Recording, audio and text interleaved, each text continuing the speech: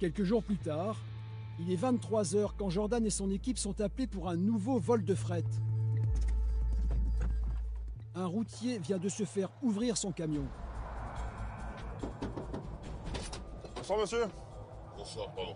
Vous avez la porte qui est ouverte derrière? Oui, parce que je viens de me faire braquer le camion. Je viens d'appeler vos collègues là, d'accord, pour du lait. Et j'ai pas eu le temps de les choper. C'est quoi? Vous avez un véhicule Oui, quoi que une ce soit Renault Laguna grise, un modèle des années 90. Ça y a combien de temps ça? Vous venez avant que vous passiez là. Juste avant? Juste avant que vous passiez. Je venais de me coucher. Au moment où je me couche, je sens quelque chose dans la remorque. Le temps que je me rhabille, que je descende, c'était trop tard. 4 packs de lait. Ouais. Hein, 4 packs de lait. C'est du lait, c'est rien d'autre quoi. Et ce n'est pas la première fois que ce chauffeur est victime d'un vol. Si les mecs on les chope, et qu'on les tabasse, c'est encore nous qui allons prendre, d'accord? Hein? Moi la dernière fois j'ai pris une amende parce que j'ai tabassé un mec qui me piquait du gasoil. D'accord? Parce qu'on n'a pas le droit de le faire. Et on fait quoi nous? Malheureusement, il n'y a pas grand chose à faire à part quand c'est comme ça, vous restez dans votre camion et vous appelez. Vous restez dans votre camion, monsieur, vous connaissez la valeur marchande de la marchandise. Vous connaissez les dégâts que ça fait à une entreprise. Le chauffeur est désespéré. Chez nous, c'est un vrai fléau. C'est de pire en pire. C'est du lait, hein, c'est rien de machin. C'est du lait pour les gamins. Et juste avant, ils ont piqué les céréales. Oui, et la fois d'avril, des serviettes hygiéniques. Alors, on fait quoi là? Je vais chercher mes papiers. Les gendarmes soupçonnent l'homme à la Laguna d'avoir encore frappé. Donc touchez à rien monsieur, mes collègues arrivent. D'accord. Ouais, Voilà. Allez, au revoir monsieur. Bonne soirée, merci, au revoir. Vous arrêtez souvent, monsieur? Écoutez, c'est la deuxième fois. Deuxième fois, une fois sur la nationale 44 et ici. Et la première fois, ça m'a coûté des ennuis. Pour avoir frappé des gens parce qu'ils volaient et qu'on n'a pas le droit de frapper chez nous. Il n'y a pas de légitime défense sur la route. C'est interdit. Vraiment. C'est comme ça.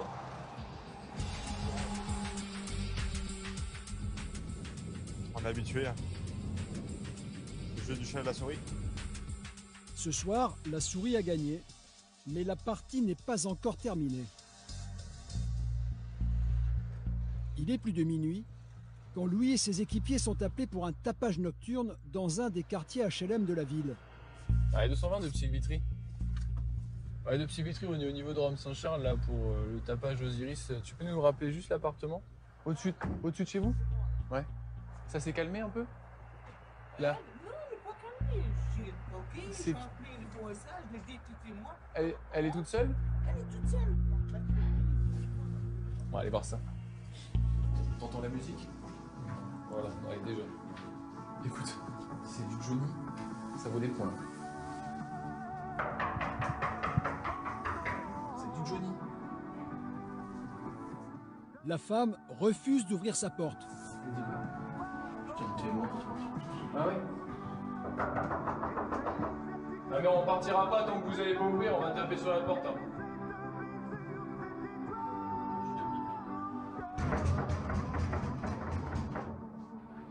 La dame consent quand même à ouvrir aux gendarmes. Vas-y, c'est vous, c'est vous. Oh, madame! Est-ce que vous ne pensez pas qu'il y a un souci Chez moi. Déjà, vous coupez la musique. C'est votre... C'est à moi. C'est moi qui parle. Oui.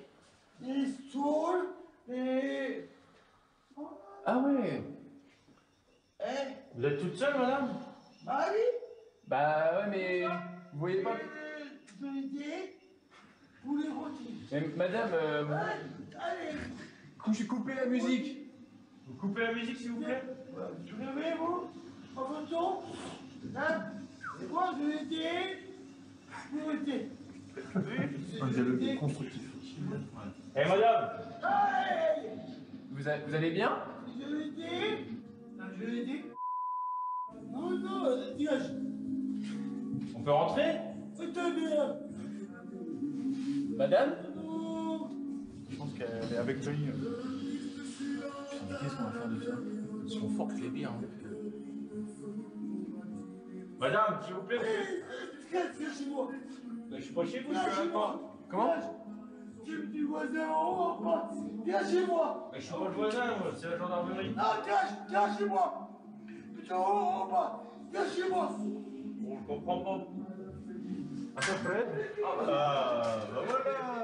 Mais en réalité, cette dame ne vit pas seule. Son fils va peut-être pouvoir aider les gendarmes. Bonsoir monsieur. Est-ce qu'elle peut baisser la musique, la dame, toujours? Elle n'arrête pas de dire ça depuis tout à l'heure. Mais là, tous les voisins appellent. Là, il faut faire baisser. Il faut faire baisser, il faut couper ou vous faites quelque chose. Le fils va faire entendre raison à sa mère. Franchement, nickel. Est-ce que vous pensez que vous pouvez la gérer ou pas ce soir? Ça va aller? Tranquille? Plus de musique? Parce que là, j'avoue, franchement, vous entendez dehors. On entendait Johnny dehors, c'est chaud. Si elle peut aller se coucher. Je vous fais confiance, vous arrivez à la gérer? Allez, tranquille. Au revoir. Le tapage est terminé. Les voisins vont enfin pouvoir dormir. Bon, je sais pas si vous avez entendu, on a viré la musique. Genre viré. Après, elle est complètement bourrée. Après, nous, vous savez qu'on peut pas rentrer chez les gens comme ça pour juste de la musique. Mais déjà, on la verbalise pour le tapage aussi. Pour le principe aussi, on la verbalise. Voilà. Malheureusement, on est un peu limité. Prévenez quand même Vitry Habitat. Même si vous l'avez déjà fait, il faut le faire.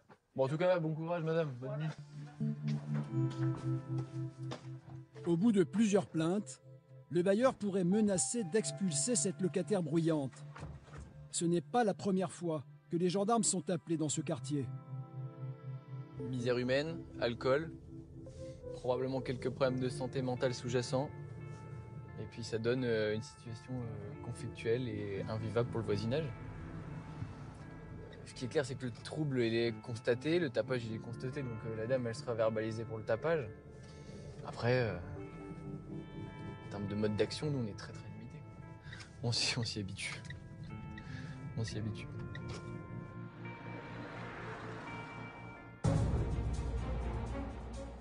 Le lendemain après-midi, le PSIG est appelé par l'administration pénitentiaire.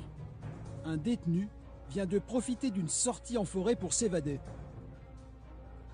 D'autres gendarmes sont déjà sur place, car les recherches s'annoncent difficiles. Le responsable de l'administration pénitentiaire qui encadrait le groupe de prisonniers distribue le portrait de l'individu. Voilà, il ressemble à ça. D'accord, plus standard. Voilà. Il est passé là où il y a le truc de gaz, là. Puis on s'est dit, tiens, il va aller pisser un coup. Il est parti là, et puis après il est revenu au bout de 10 minutes, il tiens, il remet. La forêt est immense, les recherches s'annoncent difficiles. Pour l'instant, on est en train d'orienter les patrouilles au niveau des villages. Oui. De toute façon, ça sert à rien pour l'instant, là, dans la forêt. De la tenue vestimentaire, donc survêtement noir et jaune. Tout le reste en noir. Si découverte, rendez-moi compte tout de suite sur téléphone. Dans ce genre d'opération, le chien joue un rôle essentiel. On a une photo du coup ou pas? Oui, il y a une photo, il y a tout ce qu'il faut. Le fugitif a laissé une trace avec son odeur au fond de ce sac en plastique.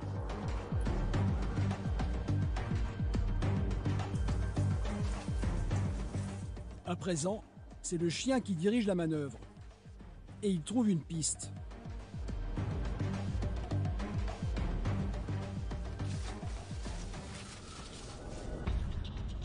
Sa maîtresse lui fait sentir à nouveau l'odeur du fuyard.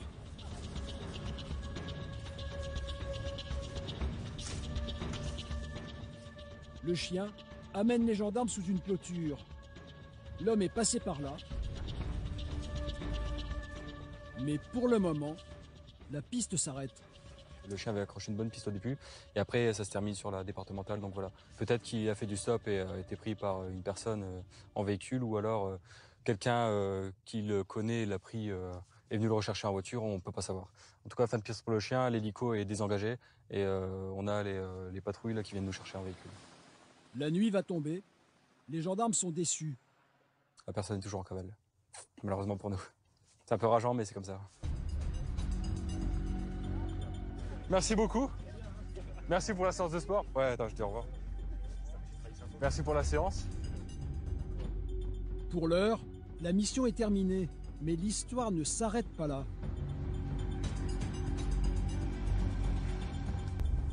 À peine rentré à la gendarmerie, Alexandre et ses équipiers sont appelés en urgence. Apparemment, une patrouille de Vannes-les-Dames, ils ont vu le détenu qui, à la vue de la patrouille, s'est enfui. Donc voilà, on s'équipe en fonction pour essayer d'aller le chercher. Vitry-en-Perthois, j'en sais pas plus. Il serait vu sur Vitry-en-Perthois et c'est tout.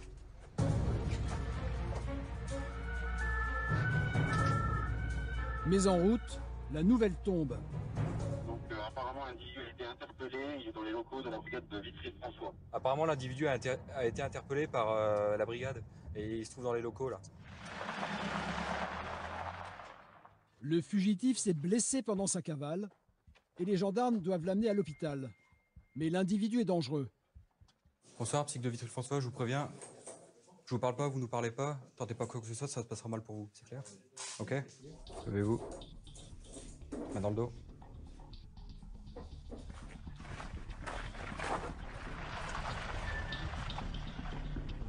Un médecin doit vérifier qu'il est apte à être placé en garde à vue. Bonsoir, c'est pour une garde à vue. Oui, donc simplement une... Compatibilité avec la mise en cellule. Vous prenez des médicaments particuliers? Pas d'antécédents particuliers, ni opérés, ni... Vous avez mal quelque part? Ouais, j'ai mal dans le bassin, dans le dos. L'homme a fait une chute en sautant un obstacle. Mais ici, ça vous fait pas mal? Non. Ici? Vous êtes tombé sur le cul ou sur les pieds? Non, je suis tombé sur les pieds et ça a remonté. D'accord. Allez, on va s'allonger. Après une quinzaine de minutes, l'examen est terminé et l'état de santé du détenu est compatible avec une garde à vue. Bah c'est bon, ok. Merci beaucoup. Allez, bon courage. C'est bon, on peut y aller. C'est parti. Allez, merci, bon courage. Bonne soirée.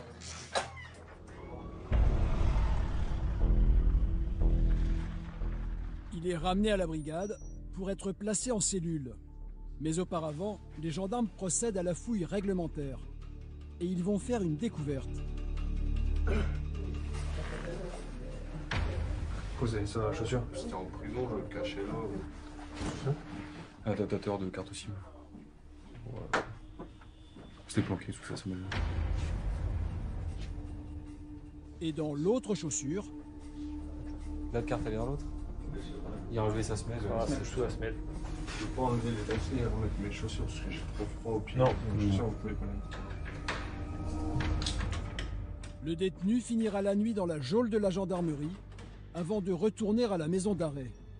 Le juge décidera si son évasion lui vaudra ou non une peine supplémentaire. Le soir même, les voleurs de fret ont encore fait une victime. C'est Louis, en patrouille avec son équipe, qui est alerté par la radio. Sur la N4, sens Vitry-François, Saint-Dizier, il y a 3 poids lourds de garés, dont un camion frigorifique. Les portes arrière sont ouvertes et on voit toute la marchandise. Ouais, le petit Vitry-François c'est bien pris, hein, donc c'est la 607 qui fait du fret, on va aller sur la N4. Cette fois, les voleurs ont changé de voiture. Ils opèrent dans une 607. Encore une grosse cylindrée. Quelques minutes plus tard, Louis arrive sur place. Le chauffeur a clairement distingué la voiture des voleurs. Une 605 à couleur bleu ciel. Oui, la 607, c'est une 607. Ouais, 607, ouais, ils ouais. m'ont serré le long de la remorque. Non mais vous savez, ils font toute les nuits 4 ou 5 camions. Et là il y a une Laguna aussi qui est dehors, pareil, qui fait tous les camions de la nationale. Ce routier transporte des produits bio. Et vous ont piqué du soja sun? Ouais. Ils mangent du soja ces gens? Ouais. Il faut être con, hein. C'est une palette? C'est un autre routier qui arrivait en sens inverse qui a donné l'alerte. J'ai entendu un klaxon, un camion klaxonner. Ouais, bah voilà. Et aussitôt je suis sorti, et quand je suis sorti, il m'a serré le long. La seule chose que je peux vous dire, c'est de déposer plainte en fait. Ah ouais, mais moi je pars à 6h30 demain matin. Je sais. Non mais c'est toujours le même problème. Hein. Jusqu'au jour où l'autre, tous les routiers, on va tous se trimballer avec des pétards, puis qu'on va les descendre sur le bord de la route. Ouais, non, on est braqués en permanence sur la route, on est emmerdé en permanence sur la route, on peut plus se garer parce qu'on gêne les voitures. Hein, ça devient un bordel phénoménal. Un appel informe Louis que la 607 vient de faire demi-tour. Les gendarmes ont peut-être une chance de l'arrêter. Ok, ça marche. Ils sont toujours sur le parking, ils sont bien sur le parking du Météor. Hein. Ok, ça marche, pas de problème. Ok, bon, on va essayer de les pousser. Merci. Bah vous voyez en fait là ils sont montés vers Saint-Dizier, ils ont fait demi-tour et ils sont en train de redescendre. Ok, bon bah nous on vous laisse monsieur, on va voir si on peut essayer de les pousser un peu là. Merci. Mais un peu plus loin, c'est un autre équipage qui aperçoit la voiture suspecte. Ouais, Pam Vitry de Psych Vitry. Ouais, pas Vitry, ils sont à Écrienne. Écrienne. À la vue des gendarmes, la voiture fait immédiatement demi-tour. C'est responsabilisé, vous êtes responsabilisé. RN. C'est responsabilisé, vous êtes. Ouais, pour kilo 220, donc mise en fuite de la Peugeot 607. Hein. Demi-tour au frein main, il repart direction Vitry-le-François. Les fuyards multiplient les demi-tours.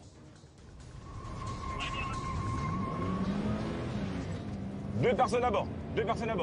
Donc ils étaient stationnés en plein milieu de la RN4, hein, au niveau des barrières de sécurité, hein, prêts à taper sur Écrienne. Mais la voiture des fuyards est trop puissante. Elle s'éloigne dans la nuit et finit par disparaître. Ouais, donc Dopsic Vitry-le-François, donc juste pour info, hein, on les a plus en visu. Alex est un peu dépité.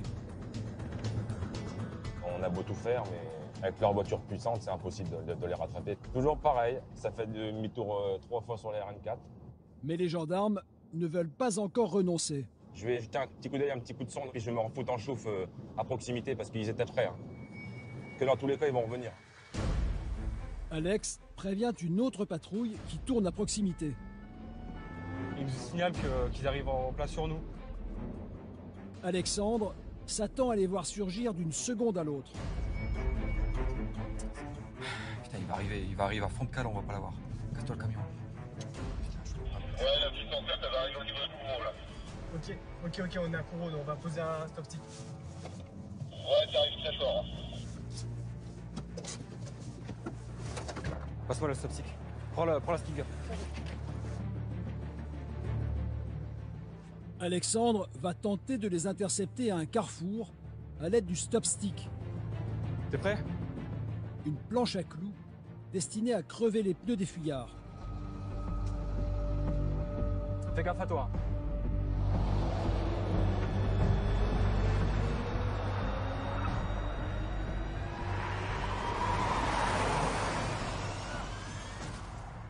Le conducteur n'hésite pas à prendre tous les risques.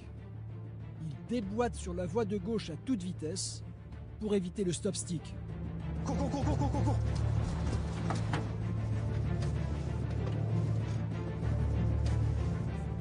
Attends, la loupé de peu. Hein.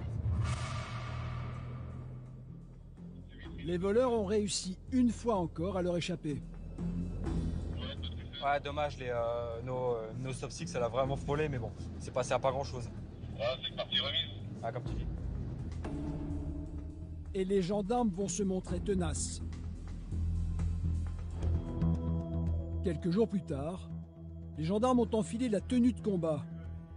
Destination, le camp des gens du voyage, soupçonnés de dévaliser les poids lourds sur la Nationale 4. L'idée, c'est de trouver des objets recédés, on est d'accord pour vous? Allez, c'est parti. Ils aimeraient également interpeller le conducteur de la Laguna et de la 607, qui leur échappe régulièrement. Typiquement, la difficulté, c'est que c'est un camp qui est situé dans des bois. Donc, une grande liberté pour s'échapper pour les personnes qu'on recherche. Il y a beaucoup de planques possibles, donc il faudra ouvrir l'œil et avoir un peu de chance de tomber sur les objets qu'on recherche. À l'entrée du camp, les chiens donnent l'alerte et un panneau met en garde les visiteurs. Ceux qui rentrent dans le terrain perdent leurs dents. Vous voulez quoi? On va vous expliquer tout ça. Le regard d'Aurélien est attiré par un spectacle insolite. Un cochon dans une carcasse de voiture. Moi aussi je t'aime, mon petit bonhomme. Je vais te ramener à la maison, mon petit bonhomme. Bah franchement, viens mon petit gars. Il y a personne dans son box encore. Sinon, il est là avec le... Oui, j'arrête. Les caravanes sont là, mais dans le camp, les gendarmes ne trouvent pas âme qui vive. Et ils n'ont pas de motif légal pour perquisitionner à l'intérieur. Ils vont donc inspecter les environs à la recherche d'objets volés. Mais écoute, il faut faire des équipes. Il y en a qui prennent là, il y en a qui prennent là-haut et il y en a qui prennent là. C'est ça. On va faire en fait le tour de tous les terrains qui entourent l'habitation des gens du voyage. Donc l'idée, c'est de retrouver les objets, ces endroits-là. C'est souvent là qu'ils les mettent. Ils les laissent pas dans le camp.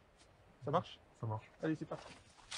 En entrant dans le bois, Aurélien fait une première découverte. C'est quoi, un genre de couchage, quoi? Hein? Donc là, on a une genre de tente de fortune. En fait, dès qu'ils sont décelés là-bas, s'ils peuvent venir se mettre au vert là tranquille, on ne viendra pas les chercher logiquement. Mais les découvertes ne s'arrêtent pas là. Quelques mètres plus loin, Bien joué, Julien. Yes. Ouais, une tronçonneuse. Écoute, toi. Légèrement planqué. Très légèrement. Ah, dans les ronces, quoi. Oui, voilà. Hein. et ce n'est pas tout. Une perceuse. Tu vois quelque chose? Genre de perceuse. Bizarre de retrouver ça dans les bois. Moi, perso, quand je vais dans les bois, je trouve pas tous les jours des trucs comme ça, donc... C'est un gros magasin de bricolage ici. C'est ça, c'est ça. Un peu plus loin, un four à ciel ouvert pour récupérer les métaux qui ont de la valeur. Donc là, classique, hein. À la base, c'est ça. Puis il y a du cuivre, à l'intérieur. Fait cramer le plastique, on récupère du cuivre. C'est à vous, ça? Non, je préfère demander, hein. Ça serait con qu'on embarque des trucs à vous. Hein. Bah, une machine agricole constructeur qui vient de la Zédie de Marolles, je peux peut-être pas le laisser là quand même, non? Ce qui est marqué dessus, ça correspond à une entreprise de la zone industrielle d'un petit patelin à côté, donc c'est bizarre que ça soit là, oui. Ouais. Les découvertes continuent, un compresseur et même un quad, flambant neuf.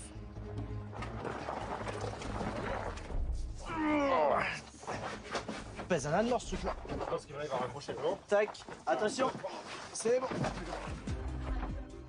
Tous les numéros de série vont être examinés à la brigade. Allez, 1, 2, 3. Au bout d'une demi-heure, les camionnettes sont pleines. Bah, résultat du course, un petit peu de matos hein, quand même. Après la suite, il y aura des objets qui seront détruits et d'autres qui seront gardés pour les... Restituer à leur propriétaire. Ou restituer à leur propriétaire, oui, si c'est pour les objets volés. Vous allez peut-être faire des euros du coup. Bah, on espère. Après, c'est pas sûr qu'ils les retrouvent dans le même état qu'ils les ont perdus, mais bon. Dans le camp, les gendarmes n'ont pas réussi à mettre la main sur le conducteur de la Laguna et de la 607. Mais ils sont bien décidés à ne pas lâcher l'affaire. Ouais, 220 de Petit Vitry parler. À la mi-journée, Alex et son équipe sont appelés sur un différend qui pourrait dégénérer. En fait, apparemment, il y a une entreprise de menuiserie dans la zone de la Jouette à Vitry-le-François. Apparemment, il aurait été posé des snettes chez des particuliers hier après-midi. Le menuisier en question aurait volé une bouteille de whisky chez eux. Donc on nous demande d'intervenir parce qu'apparemment les gens veulent en découdre. L'altercation a lieu devant les locaux de l'artisan. Menuiserie store. La famille, qui s'estime lésée, fait des 100 pas devant la boutique. Monsieur, bonjour.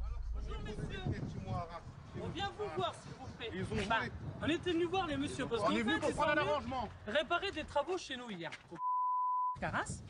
J'avais une bouteille d'un litre 5 de Jack. Ils me l'ont piqué, me l'ont volé carrément. Le téléphone au patron, il me répond pas. Et là, vous êtes venu de Reims pour une bouteille de Jack Daniel, attendez, c'est ça? mais c'est la bouteille pour faire l'anniversaire de mon petit-fils, franchement. Je suis venu là, c'est pas pour rigoler. Ouais, j'entends pas, je me déplace pas de Reims là si elle était pas volée, la bouteille. Le menuisier mis en accusation a été sérieusement menacé. Il avait la masse comme ça au-dessus de sa voiture, comme ça, la masse brandie au-dessus de sa voiture, il vous l'a dit ça? Ah bah non, bien sûr que non. Non, elle a disparu tout seul, la bouteille. Madame. Pourquoi ces gens pensent qu'on a volé chez... On a posé 2 fenêtres hier chez ces messieurs dames. D'accord. Tout s'est bien passé jusqu'à ce qu'on s'en aille et apparemment il manque une bouteille. D'accord, une bouteille de whisky. De whisky a priori. Je pourrais pas vous dire la marque. Hein. Mais... Louis va tenter de désamorcer le conflit. Les accusations des uns et les accusations des autres, nous on n'est pas là pour juger. On pacifie un peu le truc, on évite que les gens se battent et puis c'est déjà pas mal. Messieurs, dames, venez ici. Moi je veux récupérer, je suis pas venu. Je veux récupérer ma bouteille. Moi je vous dis un truc, comment ça va se passer, d'accord? Soit il y a un règlement à l'amiable, ce qui sera Ouais, c'est ce que je veux. Parce que monsieur ne vous remboursera pas la bouteille, il me l'a dit. Ah bah c'est son patron, moi je veux son patron, c'est le patron responsable. Vous allez faire un courrier où vous dites que tel jour il y a des ouvriers qui sont venus chez vous. Et à l'issue du passage des ouvriers, il manquait ça. Soit vous remboursez sous tant de jours, soit je dépose pas plainte. Que je me suis déplacé ici. Oui, à la limite, ça c'est vous qui voyez. Ça me concerne pas. Soit si vous remboursez pas sous les jours que vous destinez, je dépose plainte. Ah, il fait son baratin, ouais, la bouteille est partie. La prochaine fois qu'on le voit, le camion est ouvert, on va piquer des outils. Bah moi je ferai comme lui alors, il n'y a pas de problème. Je rentre dans le camion, je vole des outils alors. Après monsieur, s'il peut avoir les traces. comprenez bien que je vais pas déployer la moitié de gendarmerie Vitry pour une bouteille de whisky. Hein. Les plaignants acceptent quand même de quitter les lieux. Mais le menuisier est toujours sur les nerfs. C'est un truc de fou. Franchement, j'ai pas les mots. Après messieurs, si vous avez été victime de menaces, de Oui, menaces, ils ont fait que ça. Je vais porter plainte avec mon patron, il va appuyer ma plainte, c'est sûr. Il n'est pas là pour le coup, vous pouvez déposer plainte, il n'y a pas de problème. C'est sûr. Regardez, ils partent même pas direction Reims. Non, mais... Ils veulent me pécho. Non mais vous inquiétez pas. Ils veulent me pécho. Vous inquiétez pas. Il y a des gendarmes dehors toute la journée. Soufflez un peu, fumez une clope. Je peux pas souffler là. Regardez, je bloque de où. Moi aussi j'ai envie de me battre. Hein. Parce que je vous garantis qu'ils étaient les trois à l'entrée de la boutique. Nous on était enfermés dans le bureau. Enfin on n'était pas enfermés, mais on était dans le bureau. Je sais pas, l'autre il avait la masse, tout. Je suis téméraire. Je suis. Voilà, je suis pas un comme je vous ai dit, mais. Je vais pas aller non plus me faire déchausser les molaires. La preuve en est, ça sert à rien. Regardez, là, tout le monde va bien, personne n'a pris de coup et c'est un micro-litige, hein, ça, monsieur. On vous laisse. La bagarre a été évitée, le conflit semble apaisé, les gendarmes peuvent rentrer. Du coup, Alex, tu peux quand même grenouiller dans le secteur, voir si la bagnole à eux, elle traîne pas. Si elle traîne, tu les contrôles et tu les fais dégager du secteur. Finalement, les choses en resteront là. Personne ne déposera plainte. L'affaire sera classée. Mais de retour à la gendarmerie, Aurélien est rappelé aussitôt.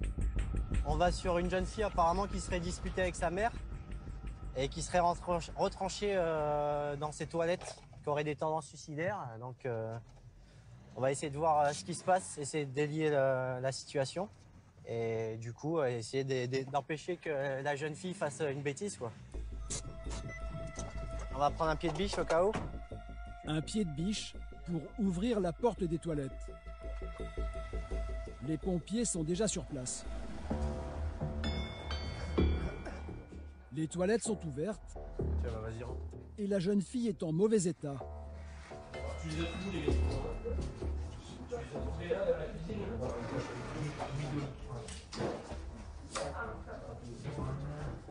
Les plaquettes, elles étaient pleines.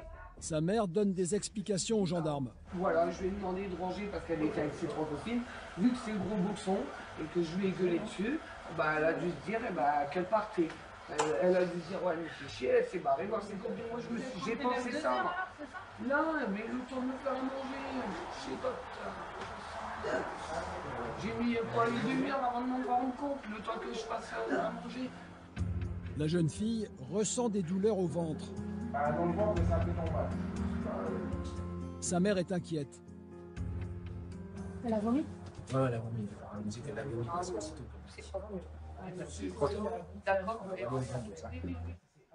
Aurélien tente de rassurer la maman. Vous avez pas fait de prise à dos quand vous étiez jeune, vous? Pas à son âge. La brigade locale va terminer l'enquête pour connaître les raisons exactes de la tentative de suicide. De toute façon, vous n'avez plus besoin de nous, Mélissa, là? Non. Ah, c'est bon. Hein. Ok.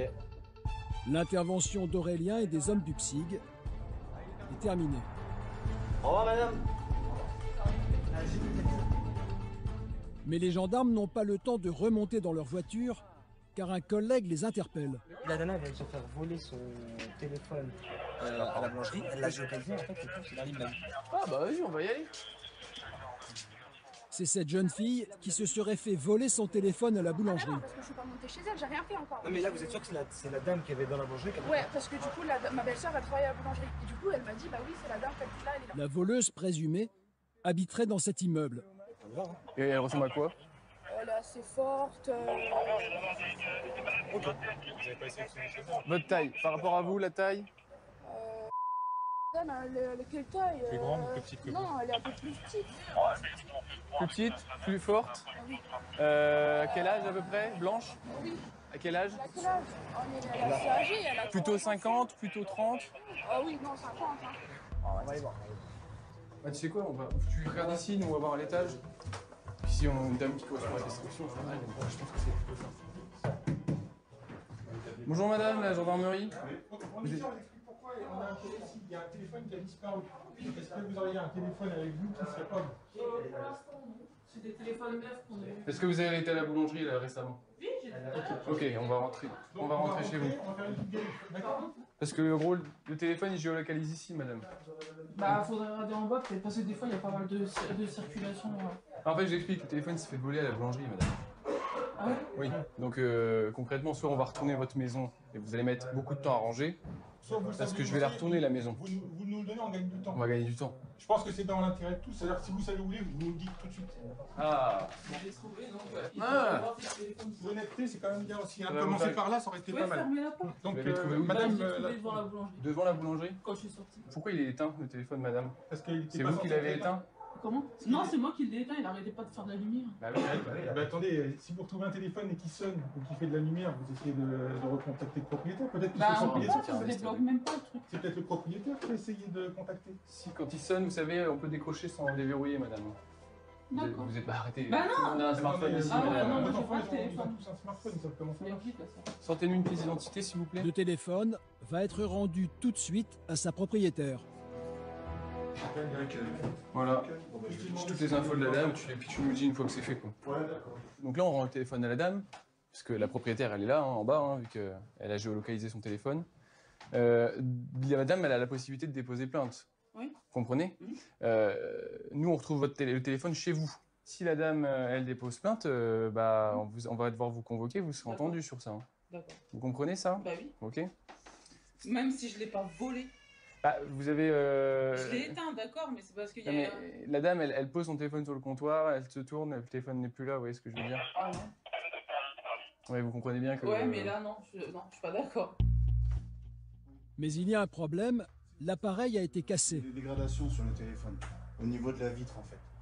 Voilà, si vous acceptez de payer la vitre ou les éventuelles réparations, madame... La vitre, ça aide rien, c'est un vitre trempé. Oui, la vitre trempée, oui, mais il est abîmé. un prix quand même. Oui, non, mais ça me gêne pas de la repayer. Donc ça vous pose pas de problème qu'on donne vos coordonnées à la dame pour régler ça à l'amiable? Ouais, bah oui. Si ça peut se régler à l'amiable, ça se réglera sans nous. Voilà. Oui, bah... Très bien. Très bien. Merci.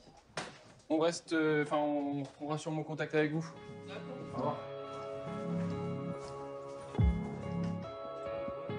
La jeune fille est ravie de retrouver son téléphone aussi vite et ne manquera pas de prendre contact avec la dame pour lui faire payer la réparation de la vitre cassée. Bonne journée à vous. Merci. Au revoir. Merci à vous aussi, au revoir.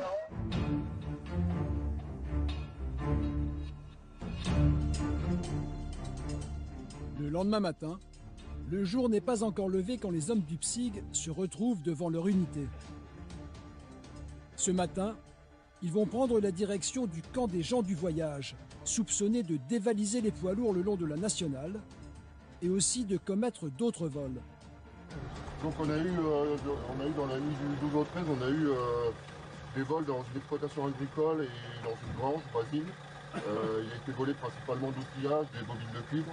Et il a été dérobé aussi un fusil de chasse et un véhicule dans l'exploitation agricole. L'objectif des gendarmes, profiter d'un effet de surprise en interpellant les suspects au saut du lit. Mais en arrivant au camp, ce sont les gendarmes qui ont une surprise. Tout le monde a disparu, les caravanes sont vides. Gendarmerie! Gendarmerie! Gendarmerie! C'est votre maison, monsieur? Hein? C'est votre maison? Oui. Monsieur? Hein? C'est quoi votre nom? Il ne reste qu'un seul homme sur place. Hier, des dizaines de personnes vivaient encore dans ce camp. Sur le sol, bétonnières, tronçonneuses, débroussailleuses, outillage. Les gendarmes vérifieront leur provenance. Vous savez pas où tout sont passés tous les jours, Ah non. Des caravanes ont même disparu. Ouais, elles étaient là, tes caravanes. Il y en avait 3 là. Il y a encore 3 jours, elles étaient là. Ah bah ouais, c'est pas attention, ils sont barrés. Visiblement, les gens du voyage s'attendaient à une descente de la gendarmerie et sont partis s'installer un peu plus loin. Le petit chien, c'est vous? Ouais. Le petit chien noir, c'est à vous aussi? Le petit chien noir, ouais. Vous avez les papiers du chien noir? Non. Ouais, si c'est votre chien, vous avez bien des papiers.